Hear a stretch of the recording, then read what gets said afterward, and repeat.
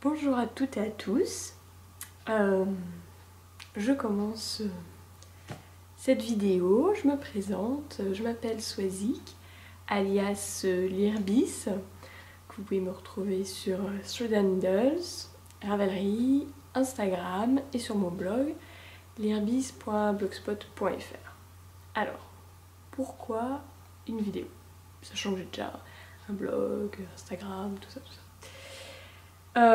Et pourquoi un nouveau podcast que parmi les centaines qui existent déjà en français? Tout simplement parce que je trouve que c'est très complémentaire avec les blogs, Instagram, Ravelry, Thread Needles, parce qu'on montre la même chose en fin de compte, mais pas du tout au même stade d'avancement. Le blog va montrer quelque chose de fini, avec des jolies photos posées. Instagram va permettre de montrer nos avancements, mais bon, moi je poste pas toujours tout ce que je fais, sinon ce serait pas forcément très intéressant. Et je trouve que les podcasts créatifs de manière générale permettent vraiment de voir l'évolution d'un projet, du début jusqu'à la fin, en passant par le choix de la laine ou du tissu, toutes les interrogations sur la taille, le tombé, et voilà. Et je trouve ça très complémentaire donc avec le blog, parce qu'on va avoir quelque chose d'un peu plus vivant déjà. Pour la laine ou le tissu, on va pouvoir voir le tombé, la manière, les couleurs, parce que bon, avec les photos on n'arrive pas toujours à rendre les couleurs comme il faut. Et puis surtout voir l'évolution d'un projet, entre l'idée qu'on avait au début et ce qu'on arrive à faire à la fin. Donc je me lance parce que le blog c'est pas forcément facile de l'alimenter. Il faut prendre le temps de faire les photos, de les retravailler un petit peu, d'écrire l'article et de poster tout ça. Sachant que j'essaye au maximum de ne poster que des choses que je porte régulièrement. Donc entre le moment où le projet est fini, bon, moi je vais le poster sur le blog, il peut se passer plusieurs mois, et je me rappelle pas forcément de tous les changements que j'ai faits. Surtout que des fois je peux en faire beaucoup. Et les vidéos me permettront donc de montrer pendant le feu de l'action, et puis surtout aussi peut-être de vous montrer des choses que je ne vais pas mettre sur le blog, parce qu'il y a beaucoup de choses qui ne sont pas mises sur le blog, soit parce que je n'ai pas le temps de prendre les photos, soit parce qu'en fait je ne les porte pas, tout simplement.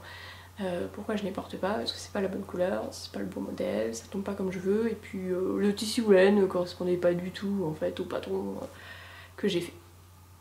Voilà. Donc ça c'est un peu pour l'introduction et expliquer pourquoi un nouveau podcast dans le milieu créatif. Alors mon podcast va parler de couture, de tricot et de ma nouvelle grande passion, les smocks. Bon, les smocks c'est un peu de la couture broderie. Bon.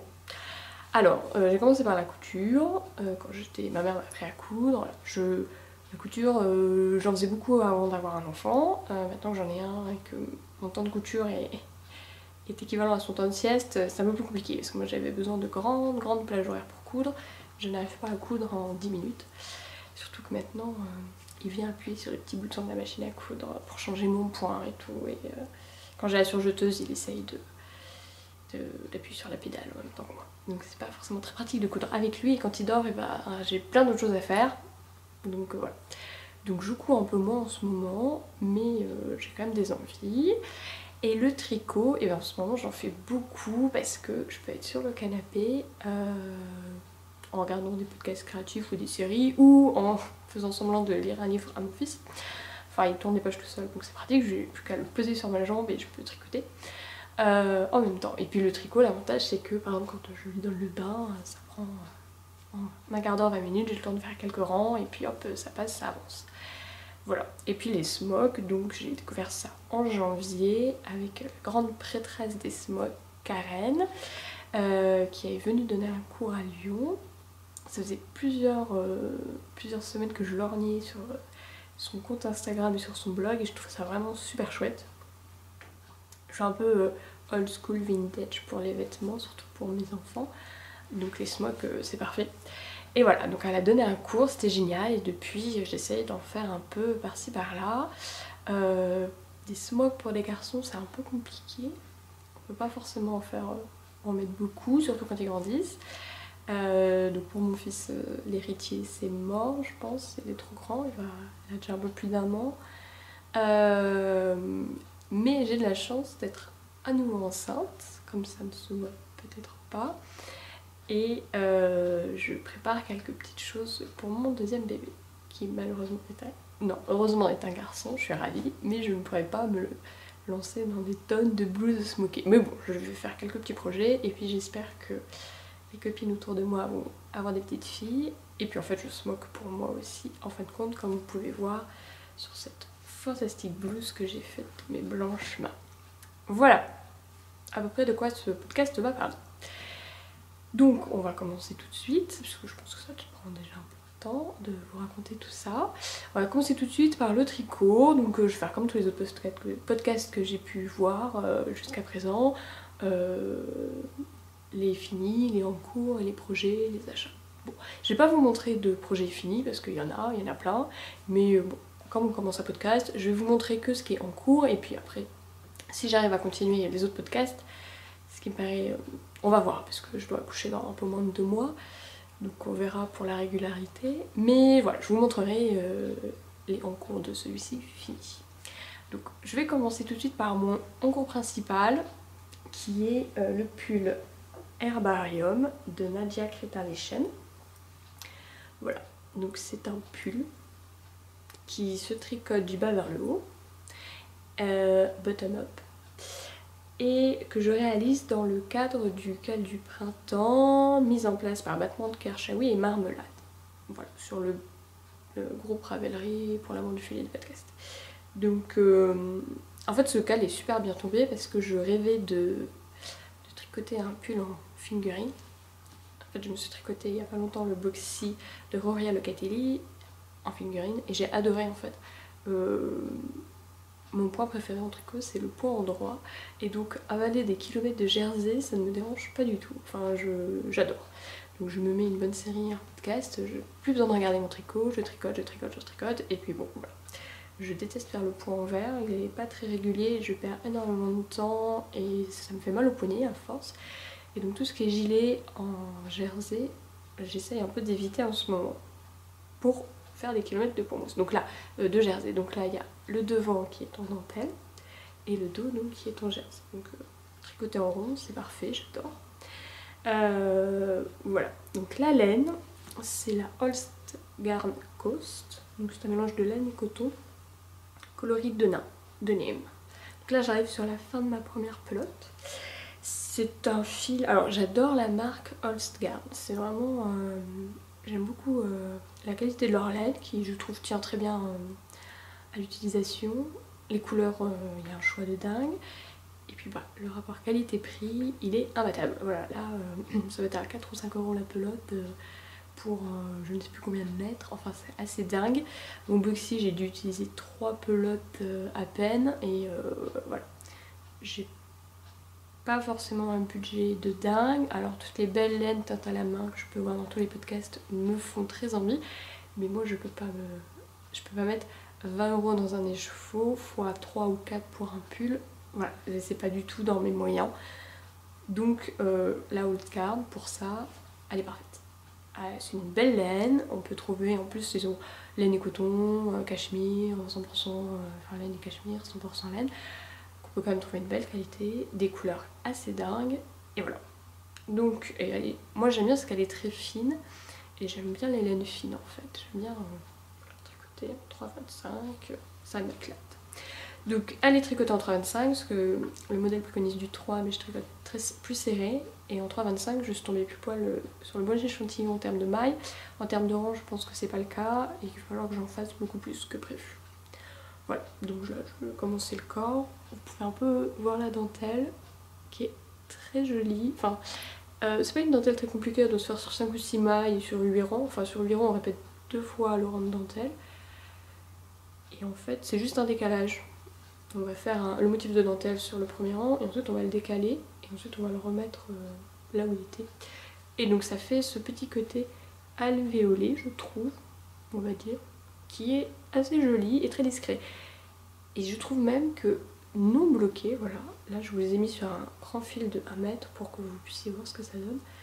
non bloqué, je trouve ça très sympa. Et je pense qu'au blocage, je vais pas beaucoup l'étirer parce que je pourrais, mais je la trouve moins jolie. Et quand je regarde les photos du pull de Nadia Crétin-Lechan, je pense pas qu'elle ait beaucoup étiré au blocage. Voilà. Donc j'ai fait une taille M parce que le pull est un peu loose et que c'est ce que j'ai envie de porter en ce moment. Enfin en ce moment, quand j'aurai accouché. Là je pense pas pouvoir rentrer dedans tout de suite. J'ai fait la M parce que en fait le pull est un peu en V. Les hanches sont plus serrées, on augmente en fait. Et comme j'ai des hanches assez larges, surtout avec mes accouchements, enfin mes futurs accouchements, il faut que je puisse les rentrer. Donc voilà, la taille M je pense parce qu'au niveau tour de poitrine je crois que le S ça pouvait à peu près coller. Mais bon, depuis que j'ai accouché mon fils aîné de l'héritier, j'ai envie de porter que des choses très larges. Donc soit en tricot je me suis fait le pull boxy, j'adore, j'arrive même à le porter encore enceinte de 7 mois, c'est génial. Et en couture, les blouses Marthe de République du Chiffon ou blouses Larousse de Delphine et Morissette, enfin voilà, c'est large, ça me va très bien, j'adore. Les femmes après l'accouchement, c'est un sujet qu'on en reparlera. Voilà, donc la couleur, c'est un beau bleu, pas très foncé. En fait, j'avais commandé la Holzgarn Noble en déname aussi pour faire le boxy, qui est un bleu très foncé, très joli, très marine. Et je me suis dit, bah, je vais commander la même en Coast parce que j'aime bien la qualité. Et en fait, c'est pas vraiment la même. Il faudrait que je vous trouve un pelote déname pour vous montrer, mais j'ai tout rangé. De Noble. Voilà, mais c'est un beau bleu qui est un peu sur le gris, qui est bon. Je porte que du bleu tout le temps. Donc je fais pas des tricots et des coutures super fun. Enfin, j'adore tout ce qui est doré et paillettes, donc c'est là où je mets du fun. Mais dans les couleurs, je reste dans le bleu, le rouge, voilà. Bon, le but, si je tricote, c'est de les porter derrière, c'est pas qu'ils restent cachés dans ma garde-robe parce que je ne sais pas quoi les assortir. Voilà. Pour l'instant, rien de compliqué, la dentelle est très simple à retenir, tout va bien. Les explications, bon, j'ai quelques petits trucs sur lesquels je trouve pas ça très très clair, mais ça se fait bien. Bon, après j'ai déjà tricoté des pulls, plusieurs pulls, en haut, par en bas, donc je sais comment ça se passe, et là-dessus il n'y a pas de souci. Voilà, donc la laine est déjà très douce et je pense qu'au lavage ça sera encore mieux. Le pull Herbarium, assez sympa. Donc là j'espère le finir assez rapidement parce que je ne tricote que ça en ce moment. Je n'arrive pas à faire comme plein de podcasteuses ou de tricoteuses que je peux voir sur Instagram. Je ne peux pas avoir plusieurs projets commencer en même temps. Enfin, je peux les commencer, mais je n'en tricote que un par un. Je n'arrive pas à un soir tricoter l'un et le soir d'après tricoter l'autre. Bon, quand je suis dans un projet, je sais où j'en suis, je me rappelle du point, du nombre de rangs où je dois être, quand est-ce que je vais faire une augmentation ou une diminution. Et je peux pas passer de l'un à l'autre. Enfin, intellectuellement, je n'y arrive pas. Voilà. Je fais un peu monotage, mais c'est trop bien comme ça. Hein. Au moins, ça avance. Et puis, en fait, j'ai l'impression quand j'en fais plusieurs d'un coup que ça avance pas. Enfin, moi, j'ai besoin de voir que ça monte, même si c'est du 3x5. Le pull Herbarium. Très bien. Alors ensuite, dans le cadre du cal du printemps, les filles avaient organisé la Caston Party du poisson. Donc le principe c'était que le 1er avril, pour le poisson, on monte plein de projets tout ensemble sur Instagram, sur Avril. Alors je me suis dit, allez, soyons folles, montons plein de projets en même temps. C'est quelque chose que j'ai jamais fait de ma vie. Moi j'en monte un, je le finis, puis j'en monte un deuxième, etc. Je dis, de toute façon, je vais les monter, je sais pertinemment que je vais pas les tricoter en même temps, mais moi je vais monter, ce sera marrant. Et puis j'avais un châle que j'avais très envie de commencer, donc comme ça tombait bien, j'avais l'impression de le commencer. Et j'avais une couverture en test pour Solène de Dererum Natura qu'il fallait que je tricote, que j'ai fini de tricoter puisque j'ai fait la plus petite taille, qu'il faut que je le prenne en photo maintenant et qui devrait sortir courant avril. Donc de toute façon il y aura un article sur mon blog pour la couverture. Donc j'ai dit allez hop, j'ai monté donc le pull Herbarium, la couverture et le châle. Donc la couverture je vous la montre pas, de toute façon elle est finie. Je vous ai montré le pull et je vous montre le châle. Alors le châle, je veux faire. En fait je suis tombée totalement folle d'âme d'amour en regardant le podcast de Macri Serendé du châle Inara Wrap de Amba O'Brien. Donc c'est un magnifique châle, c'est pas un châle en fait, c'est une écharpe en dégradé, avec 2 dégradés. Alors je tricote très peu de châles, en fait je ne tricote pas de châles parce que je n'aime pas les formes des châles. Moi je porte que des écharpes, j'en ai une tonne mais voilà, moi j'aime pas les châles de 30 châles, machin, je suis pas très fan. Donc les écharpes j'aime pas, et quand j'ai vu que c'était une écharpe, j'ai dit c'est très bien, moi les formats rectangulaires, c'est exactement ce que je veux. Donc je vous montre vite fait où je suis. Enfin, j'ai juste monté les mailles et fait le premier rang de mousse. Donc il doit y avoir un petit rang. Donc c'est vraiment tout petit. Mais là j'attends de finir le pull avant de commencer. Donc je pense que vous voyez le bleu marine et le noir. Donc je vais faire dans les dégradés. Il y aura un dégradé dans les tons noirs, gris, blanc. Tac tac tac. Donc ça c'est un dégradé. Je pense que vous voyez à peu près les couleurs. La laine c'est la Drops Merino extra fine. En fait il faut 10 pelotes pour faire le pull. Parce qu'il faut 10 couleurs. Faire à 8, à 10 ou à 12. Bon, 10 couleurs, normalement ça fait 2 mètres, c'est largement suffisant pour une écharpe. Et je me suis dit 10 pelotes, au niveau budget ça va chiffrer si je veux faire un beau dégradé. Donc on va essayer de taper dans la laine qui a un bon rapport qualité-prix, enfin un prix assez correct. J'ai vu des dégradés magnifiques, enfin des kits de dégradés magnifiques. Entre 40 et 60 € le kit, sachant qu'il en faut 2, moi je peux pas, enfin je ne pourrais pas en fait. Éthiquement parlant, je pourrais pas mettre autant d'argent dans un écharpe que dans une écharpe que je porterai pas non plus tous les jours. Donc la Drops, j'ai déjà tricoté, alors pas la Merino extra fine, j'ai déjà fait la Baby Merino pour des cadeaux de naissance pour des bébés, la layette, c'était parfait. Et la lace que j'adore de Drops. Donc celle-ci je l'essaye. Et en fait il me fallait une laine qui avait énormément de choix de couleurs. Donc il y avait la Holzgarn, mais bon j'avais envie de changer puis elle était trop fine. Et je sais que Drops a normalement plein de choix de couleurs. Donc ça c'était noir et gris. Parfait, j'ai trouvé sans problème. Pour le dégradé de bleu, donc oui je fais encore du bleu, mais j'adore le bleu, ce fut un peu plus compliqué. J'ai commandé en Drops Merino extra fine tous les bleus qu'ils avaient. Je vous les montre tous. Tous ceux qui s'appelaient un minimum bleu. Donc il y avait ces 4 là et ces 2 là. Voilà. Donc quand j'ai reçu la commande que j'ai faite, que j'ai passée sur Kalidou, ces 2 là, pour moi c'est pas du bleu, ça tire sur le gris lavande. Ça l'est pas du tout. Voilà, donc j'étais assez déçue, je dis bon bah zut. Là ça peut, enfin ça va. Celle-ci en fait elle est beaucoup trop claire. À la caméra ça passe à peu près comme dégradé. Alors celles-ci sont très proches, c'est un peu dommage, et celle-ci un peu trop claire. Donc je dis déjà ces 2 là, bah je vais pas les utiliser parce que moi alors j'aurais pu faire un dégradé comme ça qui aurait été très joli, mais comme ça tire trop sur le lavande, je sais que je le porterai pas. J'aime pas tout ce qui est violet lavande, je n'arrive pas à porter cette couleur là. Donc bon, ça j'ai dit c'est pas grave, j'en rachèterai et puis je ferai la layette avec, ce sera parfait. 2 pelotes par pull vendu. Bon, j'avais ça, il me manquait une couleur. Donc j'ai dit, bon, je vais aller. J'habite à Lyon et j'ai la chance d'avoir une mercerie qui s'appelle l'Atelier, dans le 2e, pour les Lyonnaises, qui vendent la Drops. C'est la seule boutique à Lyon qui vend de la Drops. Donc j'ai dit, je vais aller en boutique pour voir les couleurs et choisir celle qui manque, parce qu'il en faut 5. Et je me suis dit, de toute façon, la Merino extra fine c'est mort, parce que j'ai pris tous les bleus. Donc je me suis dit, je vais partir sur la Baby Merino. Je crois qu'elle est un peu plus fine, mais je me disais, bon, c'est une écharpe, c'est pas très grave. Et donc le très gentil vendeur en boutique m'a dit, non, la Merino extra, la Baby Merino, elle a vraiment un échantillon très très petit, et ça va vous faire un gros décalage, c'est pas possible. Enfin vraiment. Et donc il m'a conseillé de prendre je vous la montre, la Coton Merino. Coton Merino. Donc qui a le même échantillon m'a-t-il assuré que la Merino extra fine. Alors elle est un peu moins douce, mais bon, c'est une écharpe, c'est pas grave. Ça passe bien. Donc on est passé un quart d'heure dans la boutique avec ma mère et mon fils qui était en train de péter un câble, mais bon, c'est pas grave. Et adore aller dans les boutiques. Et bon, dans le doute j'en ai pris 2 et puis je crois qu'on avait décidé à la fin d'enlever la plus claire et de faire un truc comme ça, je crois. Ou l'inverse, je sais plus. Enfin bref, il faut que je re-regarde quand j'y serai. voilà, bon. Vu le prix des pelotes, je me suis dit c'est pas très grave.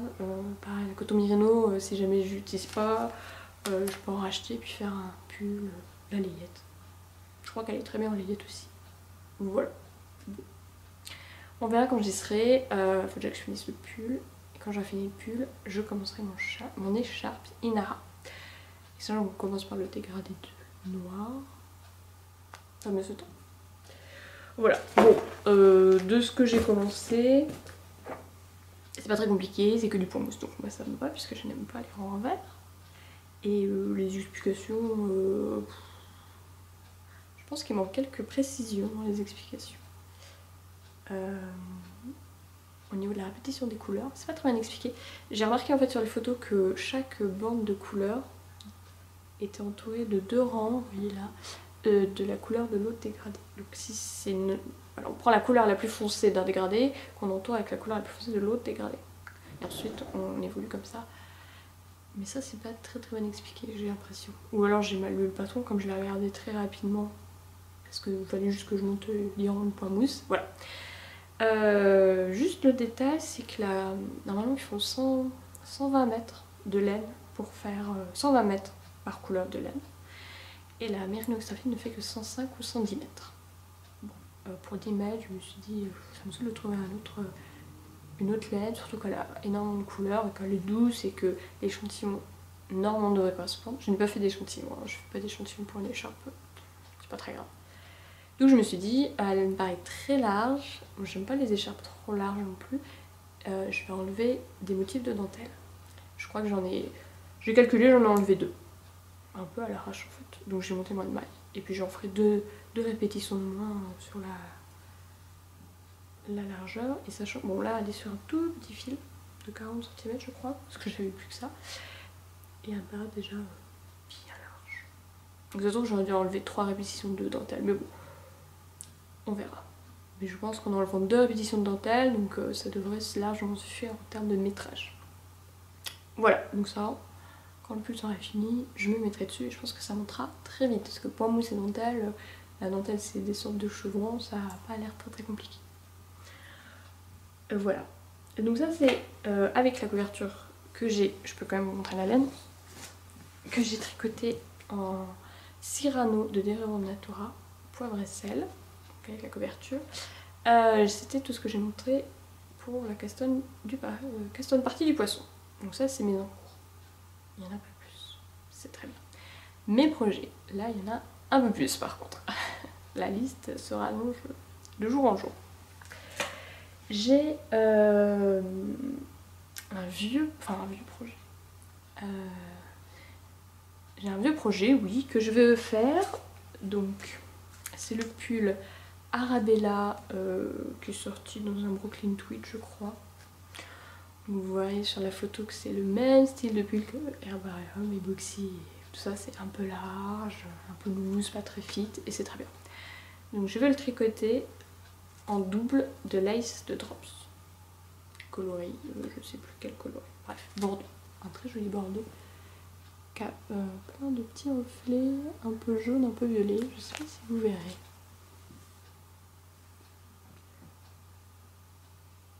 Voilà. Alors cette laine, moi je l'adore parce qu'elle est toute douce. C'est alpaga et soie. Bon, l'alpaga perd un peu ses poils, mais c'est pas dingue. Elle est vraiment toute douce. Les couleurs, il n'y en a pas beaucoup, mais je les trouve très jolies. J'ai déjà tricoté une couverture pour l'héritier que j'ai doublé avec de la Holstgard Coast. Donc, un fil de lace, un fil de Holstgard. Alors la couverture, c'est vraiment, je trouve, le mélange parfait parce que la lace amène énormément de douceur. Et la Holstgard Coast amène beaucoup de tenue et de résistance. La couverture, ça fait plus d'1 an qu'on l'utilise. Quand il était bébé, on l'a emmailloté dedans. Je l'ai tiré dans tous les sens. On l'a amené partout, par exemple à la messe, dans la poussette, en voyage, dans le train. Elle a jamais bouloché, elle résiste super bien. Donc ça, vraiment, pour faire une couverture de bébé, c'est vraiment un beau mélange. Et ensuite, la lace, j'ai tricoté mon Solaris. J'ai fait un Solaris avec... que j'ai tricoté en double aussi, donc en point mousse, c'est super mousseux, c'est agréable. Donc le Arabella avec ça. Donc il y a 800 mètres de réchauffe, j'en ai un 3ème qui traîne ou 2 de plus, bon ça devrait être largement suffisant. Donc drops encore, je parle pas rapport qualité-prix, hein. c'est génial. Alors par contre ils les vendent plus en écheveau de 100 grammes mais en pelote de 50 grammes. Bon, pourquoi pas. Un autre pull en fingering, quand j'aurai fini l'herbarium, l'écharpe, le truc, le machin. Et en plus, c'est pas fini en tricot, il faut que je fasse de la layette parce que j'ai des copines qui accouchent et qui se rendent compte de l'investissement que demande un pull en layette et je veux leur tricoter. Parce que je n'offre des cadeaux tricotés aux cousus main qu'aux amis, aux gens qui se rendent compte de l'investissement que ça représente en termes de temps. Parce que les gens qui se rendent pas compte, qui sont limite déçus qu'on leur ait pas offert un truc de marque, c'est pas possible. Donc ceux qui s'en rendent compte ont droit à des cadeaux faits main. Voilà, moi je préfère. En plus, la layette ça vide mon stock, ça demande que 2-3 pelotes, c'est parfait. Et puis ça monte tellement vite, enfin moi j'adore. C'est vraiment un petit projet, en un week-end et 3 soirées, c'est monté, c'est fini, c'est parfait. Donc j'avais dans mon stock la lampe Soul de Vilda, qui est une laine que j'aime beaucoup, donc c'est laine d'agneau et acrylique. Acrylique pour les bébés c'est parfait. Il y a beaucoup de podcasteuses qui n'aiment pas l'acrylique. Alors c'est sûr que la 100% acrylique c'est pas génial, surtout si on fait un châle, on peut pas bloquer le châle. Enfin j'ai déjà testé, ça fonctionne pas, l'acrylique ne se bloque pas. On peut faire ce qu'on veut, on peut mettre une tonne d'aiguilles, quand on enlève les aiguilles, le truc il redevient tout moche.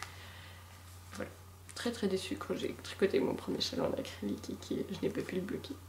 Bref, l'acrylique pour les enfants c'est parfait. Mais vraiment, enfin, ça passe en machine, c'est génial, ça craint rien. Là, un peu de laine d'agneau, elle est vraiment douce et le coloris, c'est pan, donc c'est un joli bleu vert. J'avais acheté ça avec une autre laine pour faire un snoot que je n'ai jamais fait. Donc l'autre laine, je l'ai déjà tricoté pour faire un gilet pour une amie. Je ne vous montrerai pas parce qu'il est fini et puis que je vais garder la surprise. Et j'avais 2 autres pelotes de lampe Soul. Donc je vais faire pareil, un petit gilet, c'est parfait. Donc c'est le même modèle. C'est le modèle que j'utilise en général pour faire ma layette parce que ça va aussi bien aux filles et aux garçons. Les filles je fais la partie dentelle et les garçons je fais des torsades. Le patron est bien écrit, il prend 3 pages, c'est parfait. C'est en anglais mais il est très facile à comprendre. Il a pas de couture, non il est bien. J'aime beaucoup ce patron pour faire un petit gilet. Après on peut enlever les torsades, on peut faire un petit point fantaisie si on veut. Bref. Donc ça je pense que dès que j'ai fini mon pull herbarium, et avant de commencer l'écharpe, Inara, je me mets sur la layette. En 4-5 soirées, c'est réglé. Voilà. Et voilà le tricot. On va passer à la couture. Alors la couture, je fonctionne comme le tricot, j'ai un en cours, j'en ai rarement plusieurs, et puis basta. Je le finis, et quand il est fini, je passe à autre chose. Là, j'en ai 2 en cours en ce moment, parce que le principal en cours, je vous le montre tout de suite. C'est un pyjama pour mon fils, pour l'héritier, mon fils aîné. Voilà, un petit pyjama en GRC, avec une petite broderie dessus. Alors mon mari, dans un élan de folie, m'a offert une machine à broder pour mon anniversaire. Donc j'avais 30 ans, donc il a dit allez on va marquer le coup. Donc j'ai déjà une machine à coudre, une surjeteuse, maintenant j'ai une machine à broder. Tout est dans le salon, je vous raconte pas, ça prend une place de dingue. Mais bon, bref, la machine à broder, je me suis dingue, c'est vraiment génial. Dès que je la mets en route, mon fils débarque et on regarde la machine broder pendant un quart d'heure, 20 minutes. On est au cinéma en fait. Comme il regarde pas la télé, il regarde la machine à broder. C'est son dessin animé. Il adore. Donc voilà, une petite broderie et un pyjama. Voilà, un pyjama donc, qui est en cours. Voyez. Là, je vous ai mis quelques épingles pour que vous puissiez voir. Donc, le patron de ce pyjama, c'est le modèle Moïse de Val-Antoine, qui fait des trucs super classiques, donc j'adore. Et le problème que j'ai eu, c'est que quand j'ai cousu ici, là, en fait on a une surépaisseur de jersey, puisqu'on a le devant, le dos, la jambe, plus l'épaisseur ici, là, vous voyez. Donc il y a, je sais pas, 5 épaisseurs de jersey, de molleton. Je suis un peu comme une bourrine, parce qu'avec la surjeteuse, je fais pas trop attention. J'ai cassé une aiguille, j'en ai mis une nouvelle. Et à partir de ce moment-là, la surjeteuse ne fonctionnait plus. En fait, les boucleurs inférieurs frottaient. Enfin bref, c'était la grosse catastrophe absolue. Donc j'ai dû l'amener chez le réparateur. Mais je crois qu'elle est réparée et qu'il faut que j'aille la récupérer. Donc ça fait 2 semaines, 3 semaines que j'attends pour le terminer. Alors, pourquoi coudre un pyjama à son fils? après tout on en a dans le commerce. C'est quand même super, enfin c'est pas compliqué mais il y a quand même une tonne de pièces. Il y a les petits pieds là que je vais rajouter, il y a un col, en plus c'est dans des matières élastiques qui sont pas forcément évidentes à coudre, même quand on a une surjeteuse. Parce que je suis pas une pro définition du tout en couture, je vais vite et bien, enfin j'essaye. En fait, mon fils, j'aurais dû l'appeler Berthe, c'est absolument pas un prénom masculin mais bon, il a des pieds énormes, mais vraiment. Une des premières choses que la sage-femme m'a dit après que j'ai accouché, quand elle a dû l'habiller, elle m'a dit oh, mais qu'est-ce qu'il a de grands pieds votre enfant? Qu'il était dans un pyjama à taille naissance et ses pieds étaient déjà limite trop grands. Et en fait c'est le drame de toute sa vie, sa jeune vie, c'est que je peux pas lui mettre de pyjama avec pieds parce que il a les pieds tout serrés, tout recroquevillés et le reste du corps va bien. Donc en fait à chaque fois il faudrait idéalement qu'en pied j'ai la taille au-dessus. Par exemple si je lui mets un pyjama 3 mois, il faudrait que les pieds soient du 6 mois. Donc quand on a mis un peu de temps à s'en rendre compte quand même qu'il était trop serré dans ses pyjamas, vers un mois et demi, je comprenais pas, il dormait plus, il pleurait tout le temps. Et en fait c'est parce qu'il avait les orteils tout recroquevillés dans son pyjama, bref. Donc j'ai dû lui acheter que des pyjamas sans pieds et c'est pas facile à trouver quand même. Voilà, donc je vous raconte pas la taille qu'il met pour ses chaussures, c'est la pointure qu'il met pour ses chaussons. Quand je vois mes amis qui ont des enfants qui ont 1 à 2 ans de plus et qu'il a des pieds plus grands qu'eux, je dis oh mon dieu, il va finir en 48 ou en 50 quand il sera adulte. Au moins, il tient bien au sol quand il y a du vent. Même s'il marche pas encore. Bref. Alors je me suis dit, eh ben c'est pas grave, je vais lui coudre ses propres pyjamas, comme ça je pourrais ajuster la longueur de pied et par exemple là c'est du 18 mois, je pourrais prendre le 2 ans pour le pied. C'est une bonne idée et en fait, je lui ai déjà cousu un pyjama avec le patron Baby Cat's Baby, je sais plus, de Vanessa Pouzet, qui n'a pas de pied. Donc je me suis dit chouette, il a pas de pied, c'est génial. Et bon, j'aime pas du tout le patron, pour diverses raisons que j'expliquerai sur mon blog. En fait, il n'y a aucune finition prévue dans le patron, mais vraiment zéro, limite, a dit même de faire les coutures envers contre envers, en couture, on fait endroit contre endroit pour que les coutures à la fin se retrouvent à l'intérieur. Elle dit de les faire envers envers pour que les coutures se retrouvent à l'extérieur. Alors je ne l'avais pas vu avant d'acheter le patron. J'ai craqué sur la tête de chat, comme je pense beaucoup de couturières. Et je trouve ça hideux, enfin vraiment. Même si c'est du jersey, du molleton et que ça ne s'effiloche pas, moi je trouve ça hideux. Alors elle utilise l'argument que comme ça les bébés ils ont pas la couture contre la peau et que c'est plus doux pour eux. Je suis vraiment pas convaincue parce que alors, toutes les femmes du commerce elles devraient tous avoir la peau arrachée par les coutures. Bref. Et elle ne propose aucune finition aux manches, au col et aux jambes. Moi j'aime pas du tout, enfin même si j'aime pas faire les finitions, faut quand même le truc soit un minimum fini. Et quand je couds, j'aime que ça ressemble à un vêtement du commerce. Chacune ses références. C'est pour ça que j'aime bien avoir une surjeteuse, parce que ça fait comme le commerce et c'est plus rapide. Bref. Donc j'étais très déçue de ce pyjama, mais en cousant, je sais pas trop si c'est français ce que je dis, mais c'est pas grave, je me suis rendu compte en fait que c'est le vêtement que je lui ai fait qui porte le plus. Je lui ai tricoté un pull, enfin des gilets quand il était bébé, un pull, une petite blouse en lange que j'ai déjà posté sur mon blog, en lange moutarde.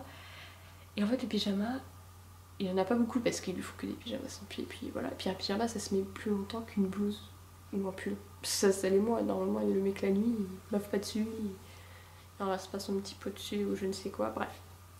Et donc c'est celui qu'il a le plus porté. Et je me suis dit, mais en fait, faut que j'arrête de lui faire des blouses ou des pulls, faut que je lui fasse que des pyjamas. Bon, je suis sûre qu'il va vraiment les porter et les rentabiliser. Donc voilà. Pourquoi le pyjama? Donc, quand j'étais très déçue du premier patron, j'ai acheté celui-ci qui est beaucoup mieux parce qu'il prévoit des pieds, un petit col et vraiment des finitions chouettes.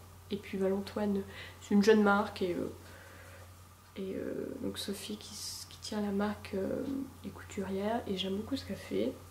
Elle a sorti un livre de patron de cortège pour les mariages, qui est très sympa. Voilà, donc lui, eh ben, il est en attente de... Est-ce que je retourne ma surjeteuse? Donc je le fais en molleton modèle tissu gris que j'ai acheté, je sais plus 2 ans je crois, pour me faire un pull. Donc j'ai fait son premier pyjama à l'héritier dans le même molleton et il tient très bien. Alors il commence un peu à pelucher mais je lui ai fait en décembre, il est déjà beaucoup porté, il est déjà passé beaucoup de fois à la machine à laver. Il commence un peu à pelucher, les genoux ça va parce que mon fils ne fait que du 4 pattes. Non il commence à marcher en vrai. Il a fait ses 4 premiers pas il y a 2 jours. Bref, je suis comme une dingue depuis. Donc tous les soirs, on l'entraîne avec son père parce qu'il préfère encore le 4 pattes à la marche. Il est un peu prudent, on va dire. Non, mais en vrai, c'est un peu une chochotte. Dès qu'il se fait mal, il arrête de faire un truc. Donc, bref. Donc, comme il est un peu tombé, bah, il veut plus marcher. Donc, on le force pas, mais on la patte. Les parents indignes. Bon, il a que 15 mois, donc ça va, il est pas en retard. Donc le jersey mondial tissu, le molleton, très bien. Pas très épais, parfait, il se coupe bien, il est extensible mais pas trop. À la machine à broder, j'ai pas mis de... Normalement, il faut mettre une sorte de viseline, enfin pas de la viseline, mais un truc qui rigidifie le tissu pour que la machine puisse broder comme il faut. J'en mets pas sur ce molleton, c'est pas bien. Ça se voit un peu des fois que j'aurais dû en mettre parce que le tissu bouge un peu. Mais en fait, il est quand même assez solide, il tient bien. Donc très bien. Et le petit tissu là qui est au milieu, oh là il est trop beau. Je l'ai acheté à la droguerie quand j'étais enceinte de l'héritier. Je vous le montre en plus grand. J'ai une grosse passion pour les renards. Bon, en vrai c'est pas des renards, c'est des ratons laveurs, mais c'est pas grave. On va dire que ça y ressemble. Qui vient de la droguerie et je crois qu'ils l'ont fait en plusieurs couleurs. Donc là il est en bordeaux. Je le trouve magnifique. Mais en fait c'est mon problème pour les tissus, non pas pour la laine. Je trouve des tissus magnifiques, je les achète. Et j'ose pas couper dedans parce que je me dis oh, j'ai pas trouvé le projet parfait, je vais le gâcher, il est tellement beau. Et je les coupe pas et ça s'entasse et c'est débile en fait.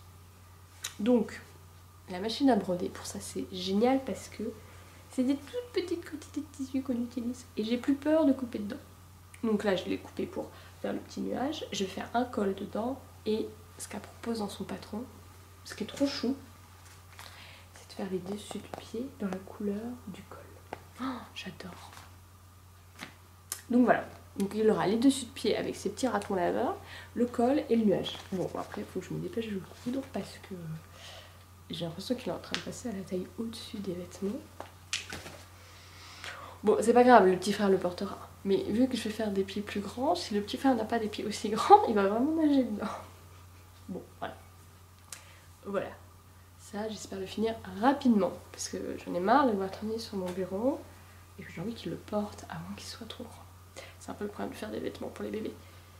Soit on les prévoit vraiment très grands et puis on est obligé d'attendre 6 mois avant qu'ils les mettent, on est un peu blasé. Soit on le fait à la bonne taille directement et il le met 3 mois et on est blasé. On est un peu tout le temps blasé. C'est pour ça qu'il faut faire plein d'enfants pour que tous puissent les mettre. Ou alors on offre les vêtements à d'autres parents et on voit pas que c'est pas mis.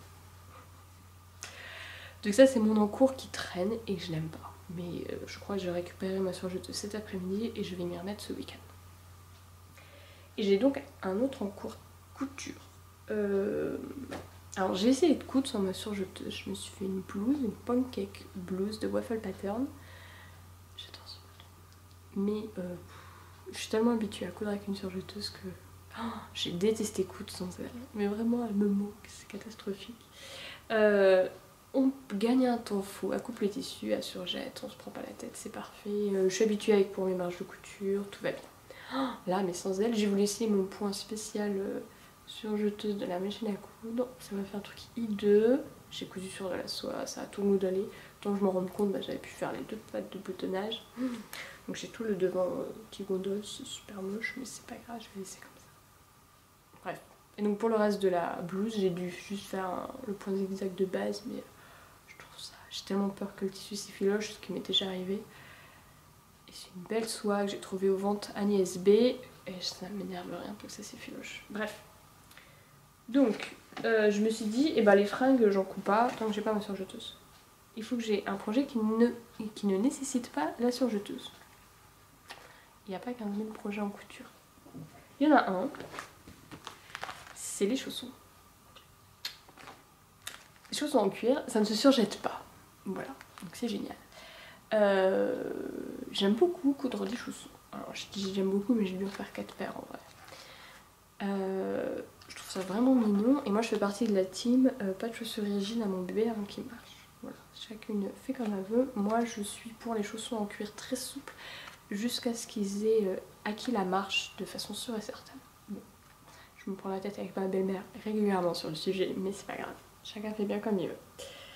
Donc je me suis dit, bah, quand j'ai vu les prix de ces petites choses dans le commerce, ce que je peux comprendre hein, vu la matière première et le temps que ça prend. Et quand je vois la taille des pieds de mon fils qui grandit, voilà, je lui en ai acheté quand même dans le commerce pour cet hiver parce que j'avais la flemme d'en coudre. Il les a portés 2 mois, ils lui vont déjà plus, bon, c'est pas grave. Mon mari a un peu tiré la tête, mais bon, bien, ouais, il pouvait pas être pieds nus, il allait mourir de froid. Donc bref, je me suis acheté ce livre, donc c'est À petits pas de Anne Waltertoom qui tient un blog qui s'appelle Poussière d'étoiles. Donc c'est un peu, je crois, la prêtresse des chaussons en cuir sur internet. Je me dis chouette, génial. Je vais avoir toutes les tailles. Et voilà, donc je me suis offert le livre il y a un an je crois. Et je l'ai ouvert, je l'ai feuilleté. Et en fait j'étais très déçue de ce livre. Alors j'en ai déjà un peu parlé sur mon blog. Mais je vais en reparler parce que je suis vraiment déçue du livre. Je pensais vraiment que il allait avoir beaucoup de pas à pas et plein d'explications. Et en fait, il n'y a vraiment pas grand chose. Bon, elle nous parle un peu de matériaux qu'il faut, le cuir, quel cuir prendre, ça c'est pratique.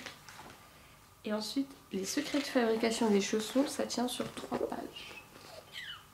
Ça et ça.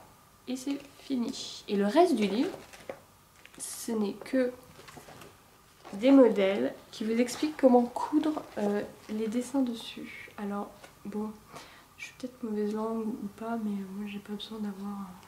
En fait, c'est tout le temps la même chose. Tout le temps. Voilà. Elle vous explique comment coudre une étoile. C'est pas très compliqué, enfin. Ou comment coudre des petits cœurs. Non, je m'en fiche. À chaque fois, ça commence pareil. Découper le dessus des chaussons, coudre avec les explications, les motifs, et ensuite suivre le pas à pas du début. Ok, et c'est que ça tout le temps. Alors j'étais très déçue parce que non, là, on n'a pas besoin d'avoir autant de photos et de pages perdues pour coudre des poissons et des bateaux. En plus c'est bête, mais j'aime pas les chaussons avec des dessins dessus. Moi j'aime les chaussons unis avec des franges, des mocassins pour bébé. Bref. Donc déjà j'étais très déçue de voir que les 3/4 du livre c'était que des explications de couture, de trucs qu'on n'a pas besoin d'expliquer à coudre. Enfin, je suis plus débutante en couture, mais même une débutante, rien qu'avec la photo, elle comprend où est-ce qu'il faut coudre. Alors si c'est bien, c'est qu'elle donne en taille réelle les trucs. Voilà. Mais bon. Suivant la taille des chaussons, entre un chausson taille 18 et un chausson taille 26, on n'a pas la même taille des dessins. Bref. Et le pas à pas, mais j'étais extrêmement déçue du pas à pas parce que il y a des détails qui me paraissent vraiment très importants qui ne sont pas dans le pas à pas. Alors, comment expliquer de toute façon, je vais pas tout dévoiler. Pour faire un chausson, il faut 3 bandes, enfin 4 en gros. Il faut 4 parties. Il faut la semelle. Alors, donc on voit bien qu'elle a... donc ça c'est en bas c'est le talon, en haut c'est les orteils. Et en fait elle a une petite forme en haut qui est pas symétrique. Et en fait elle nous explique jamais quel est le pied droit, quel est le pied gauche. Bon bref, on peut réfléchir un peu et le trouver. Le dessus du pied. Donc pareil, donc il est pas symétrique, mais comme on n'a aucune indication pour le placer par rapport à ça, bon moi je le place toujours un peu à l'arrache et je pense qu'il y a plein de fois je mets le dessus du pied gauche sur le dessous du pied droit. Bref. Et on a cette bande qui fait l'arrière. Donc vous voyez qu'il y a une forme de trapèze. Et elle nous explique jamais si on le met dans ce sens-là ou dans ce sens-là. C'est débile, hein. Moi j'ai bloqué dessus pendant je sais pas combien de temps. Et sur les photos, j'ai cru comprendre qu'elle le mettait dans ce sens-là. Enfin, je suis même pas sûre en fait. Elle nous dit pas. Elle ne nous dit pas. Et les photos sont mal faites et on ne le sait pas. C'est bête. Mais moi ça me stresse de ne pas savoir dans quel sens l'utiliser. Voilà. Bref. Donc j'étais assez déçue. Donc ça, j'ai quand même fait des premiers chaussons avec. Bon, bref. Voilà. Et puis il n'y a pas longtemps, j'ai voulu refaire des chaussons pour mon fils, mais maintenant je l'ai fait en 25. Il a 15 mois, donc les mamans peut-être comprendront mon problème. Mais je pense que normalement un bébé de 15 mois, ça met plus du 18-20 que du 25. À chaque fois que je vais dans les magasins pour lui acheter des chaussettes ou des chaussons, Les vendeuses me disent il a quel âge? Ah bah il faut que vous alliez prendre cette taille là. Non non mais en fait il faut que je prenne un an au-dessus. Au moins en taille. Bref, pauvre gosse. Donc quand j'ai fait la taille 25, alors je les ai pas là, et puis comme mon fils fait la sieste et que c'est dans sa chambre, je pourrais pas vous montrer. Mais je vais essayer avec mes patrons de cheveux. Alors ça c'est des patrons que j'ai redessinés, donc vous ne pourrez pas vous rendre compte. Cette partie-là était très très basse, arrivait très bas. C'est-à-dire que sur le pied, ça gonfle comme ça. Au lieu d'arriver au niveau de sa cheville, ce qui est un chausson normal, hein, il n'y a pas de photo, mais bon. Là on le remarque un peu. Normalement ça devrait arriver par là. Et il est arrivé très très bas, il est arrivé au milieu de son pied. Donc esthétiquement parlant, c'est hideux. Mais vraiment, parce qu'en fait on voit énormément sa chaussette. Pour un peu qu'on ait pas mis des chaussettes, qu'il y ait de la bonne couleur et tout. Et puis c'est pas beau. Enfin, c'est des chaussons fermés, c'est pas des ballerines, c'est pas des tennis, enfin je sais pas comment dire. Mais, et puis ça tire super mal le pied parce que normalement l'élastique qui fait le tour, bah, on serre la cheville. Mais là, comme cette partie-là arrive au milieu du pied, et bah l'élastique, bref. Et là c'est un autre truc que je vous ai pas dit, où j'étais encore plus déçue, c'est qu'elle ne nous donne jamais la taille d'élastique qu'il faut. Elle nous dit tout simplement 20 cm d'élastique par chausson pour une petite taille. Alors déjà bah, les grandes tailles on s'en fiche, super. Et ensuite 20 cm d'élastique, bah ça peut être super large, enfin trop grand, trop petit. Alors et elle nous dit jamais en fait comment mesurer et adapter en fait la longueur de l'élastique au pied de notre enfant, parce que limite elle aurait pu nous le préciser. Ah bah non, elle ne le précise pas. Ou alors c'est que j'ai mal lu, mais je crois pas parce que je l'ai lu en long, en large et en travers ce livre pour être sûre. Et en fait ça me... Enfin moi si j'achète un livre, c'est pour avoir toutes les informations dedans. Et pas avoir la taille élastique. Alors je dois mesurer la cheville de mon fils et ensuite, bah, je suis peut-être un peu nulle, mais je sais jamais, je crois qu'en ce moment, si je mesure sa cheville ça fait 19 cm, 18, donc est-ce qu'il faut que je fasse un élastique de 18 cm? Est-ce qu'il faut que je fasse un élastique avec 1 cm de moins, 2 cm de moins? Et il faut que je compte le nœud pour attacher l'élastique. Enfin bref. Je sais jamais. Et elle nous le dit pas. Donc voilà. Une grosse déconvenue quand je l'ai fait. Quand j'ai fait une paire, j'avais cette partie-là qui est arrivée au milieu du pied. Si je peux, je prendrai en photo et j'essaierai de l'intégrer dans la vidéo pour que vous puissiez voir. Donc j'ai dit ok, bon bah là je crois que ce patron, enfin ça c'est mort de chez mort, il faut que je le redessine. J'aime pas. Et en plus comme vous pouvez le remarquer, elle a proposé des chaussons avec le dessus qui vient sur les côtés.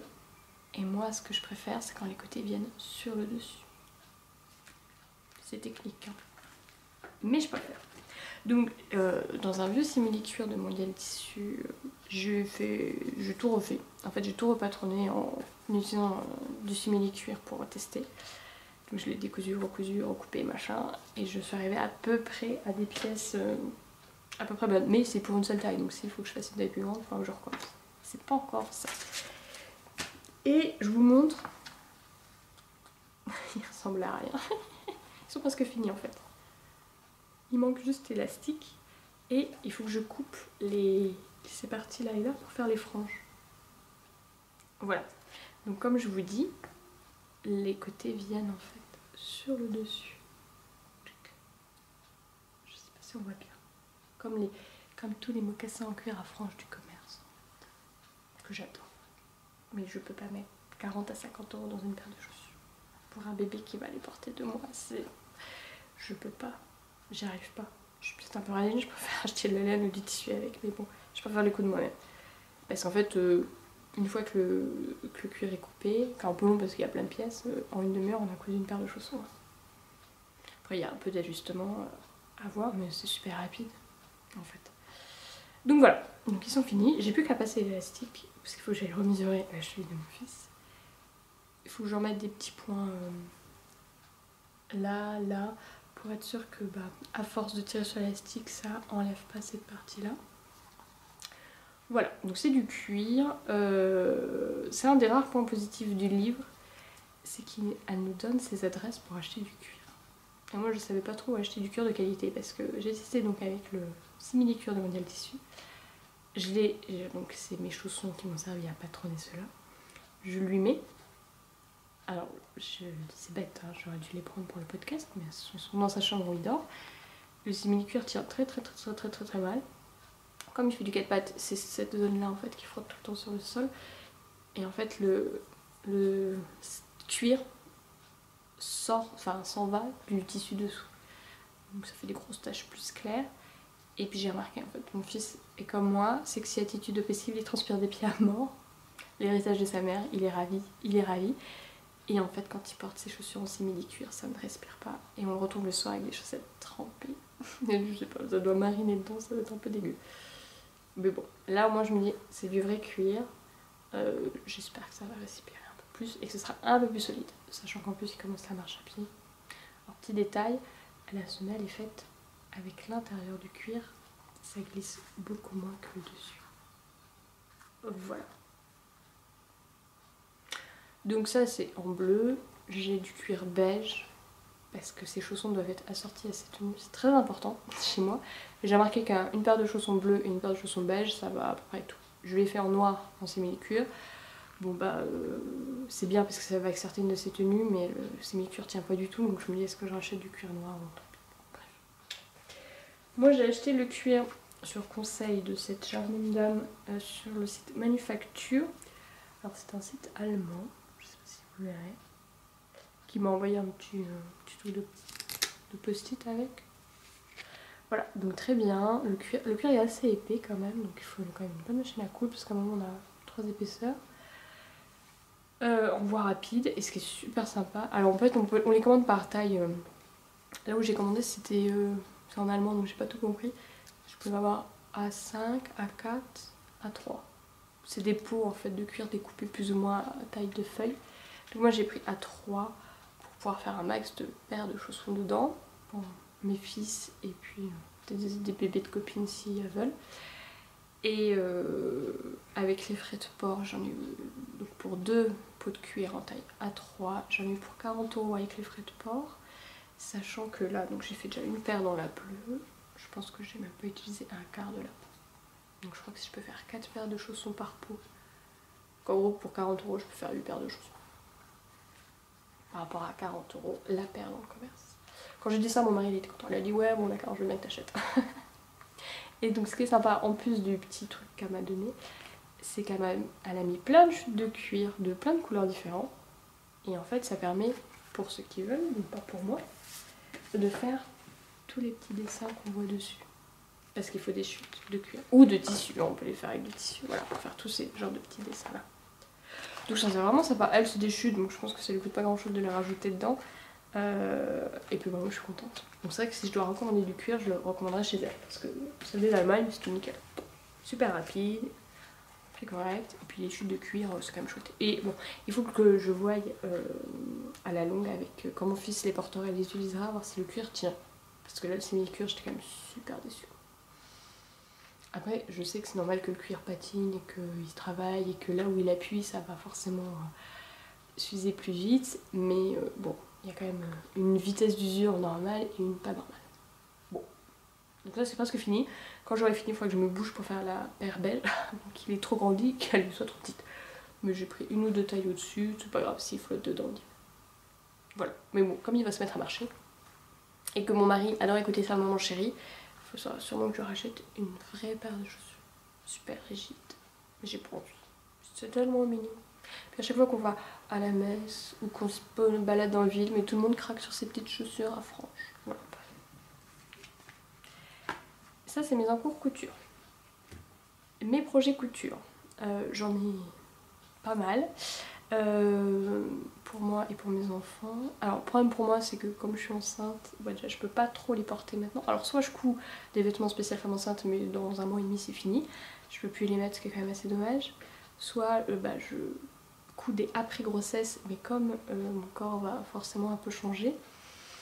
Ça c'est la grosse blague en fait de l'après accouchement que j'avais pas compris pour mon premier. C'est qu'on dit perdez vos kilos de grossesse, machin, tout. Bon, moi je les ai perdus sans trop de problème. Et et en fait on peut se retrouver avec le poids d'avant, voire même moins, et ne plus rentrer dans ses anciens vêtements. Ça c'est quand même la grosse truc, parce que le gras ne se répartit pas du tout de la même manière entre avant et après la grossesse. Donc j'ai pris des cuisses, des hanches et des seins, mais j'ai perdu à d'autres endroits. Donc en fait mes pantalons je rentre plus dedans, mes hauts qui étaient très ajustés, c'est fichu, je peux plus les mettre.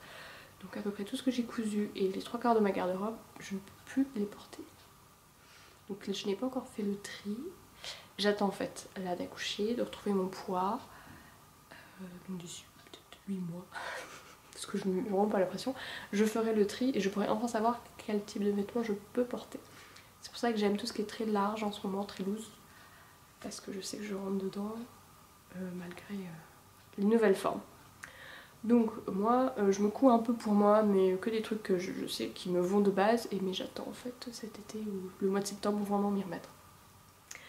Mais j'ai quand même un projet, j'ai 2 projets pour moi en vrai. J'ai ce magnifique tissu que j'ai vu sur Instagram chez Nutellis, qu'elle a acheté sur un chat sur un fil je crois. Vous pouvez pas savoir comment il est magnifique. Je crois que vous voyez un peu. Alors il faut savoir, s'il y a 2 choses à savoir sur moi, c'est que j'aime énormément le bleu marine et j'aime encore plus les paillettes et tout ce qui est doré et qui brille. J'ai gardé mon âme de petite fille de princesse. J'adore dès qu'il y a des paillettes dedans. Donc là en ce moment je suis en train de zioter sur la laine à paillettes, mais bref. Je me verrais bien pull laine à paillettes, bleu marine. Bon, c'est pas le sujet. Donc ce magnifique tissu, vous pouvez le voir. Alors déjà les carreaux je kiffe, comme on peut le voir sur ça. Carreaux plus fil brillant. Oh, voilà, j'ai craqué. Donc je l'ai pris et je ne sais pas quoi faire avec. Enfin, je vais faire une blouse, c'est sûr et certain. Le tissu s'y prête, je crois que c'est un coton assez léger. Mais j'hésite entre mes 2 blouses chouchou. Donc ma blouse préférée du monde entier, c'est la Carme blouse de Polinalis. C'est celle que je porte, que j'ai modifiée pour faire une sorte de blouse de grossesse. J'en ai cousu déjà, avec celle-ci c'est mon 5e. Ça reprend tous les points d'une blouse. En fait je porte que des blouses au quotidien, j'adore ça. Et la deuxième blouse que j'aime, que j'ai découvert, c'est la pancake blouse de Waffle Pattern, que j'ai découvert dans un podcast vidéo de Pivoine Noire je crois. Donc j'en ai cousu une déjà en soie, qui est un peu moins large que prévu. Enfin c'est une blouse avec plein de fronces, comme vous pouvez voir sur la photo que je vais incruster.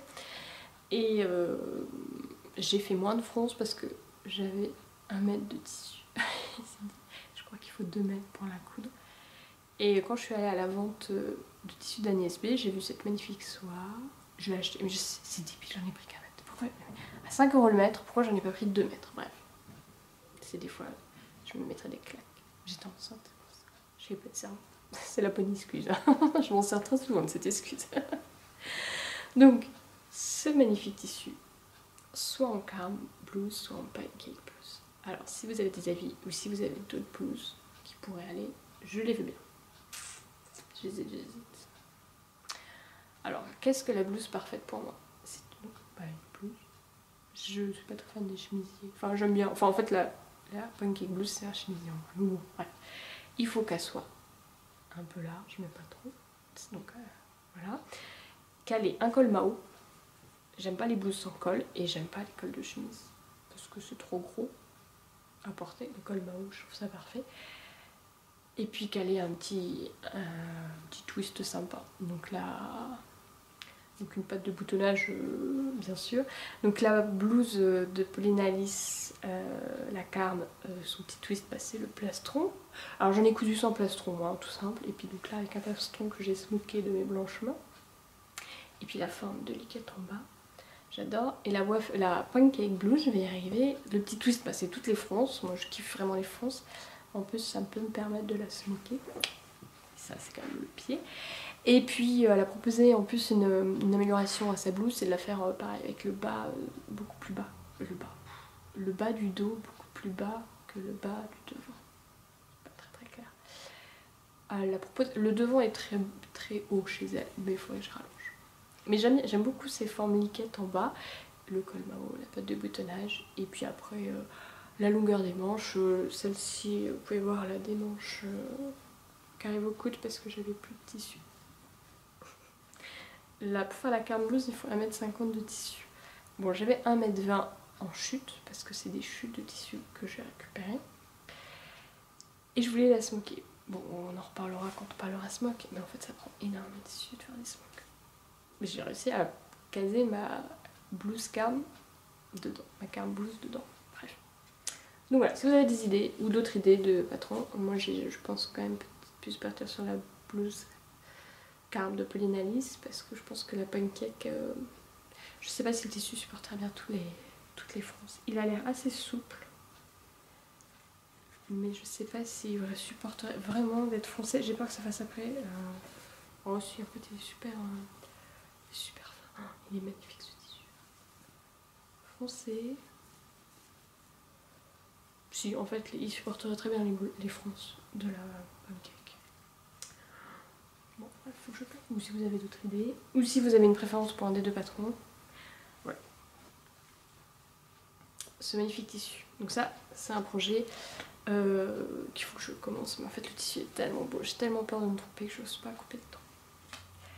Et mon deuxième projet pour moi, c'est une pancake blouse. Encore. Moi, bref, je suis un peu monomaniaque. Hein, toujours la même couleur, les mêmes patrons. C'est pas très intéressant des fois. Dans ce fantastique tissu. Alors ça, c'est un voile de coton mondial tissu qui date de l'été dernier, je crois. Qui est superbe. Mais vraiment, il a des taches d'orange. Alors, je porte pas d'orange normalement. Je sais vraiment pas une couleur que je porte, mais là, j'y arrive. Alors, ce tissu, on l'a déjà vu en fait. Je l'ai déjà cousu. J'ai fait une carme blouse avec. Mais c'était avant que je pense. Et comme je les faisais très ajustées, je ne rentre plus dedans. Donc, je suis blasée parce que le tissu est magnifique. Je crois que Be Made en a fait une aussi, une carme blouse dans ce tissu. Je crois qu'on l'a.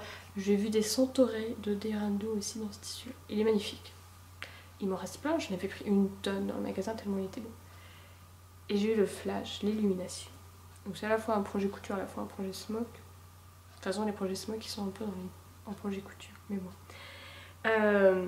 C'est de faire une pancake blouse smoke. Donc l'idée c'est de faire les smokes juste sous le rang de France, ici et dans le dos. Donc je pense pas avoir assez de tissu. Enfin, dans mes chutes, j'ai pas assez de tissu pour faire la pancake blouse, surtout que j'en ai eu une tonne parce qu'une partie des chutes, il y a des taches blanches au milieu, il y a un problème au niveau de l'impression. Je me dis si j'arrive à le caler dans les smokes, ça ne se verra pas. Mais en fait, je vais récupérer ma blouse carme qui ne me va plus et je vais essayer de découper un maximum de pièces dedans. Et s'il faut, je ferai des manches courtes. C'est pas très très grave. Voilà. Donc ça, j'ai déjà le fil pour la smoker. J'ai pris un fil orange fluo qui ça va être top top top. Mais bon. Bref, j'en reparlerai dans la partie smoke.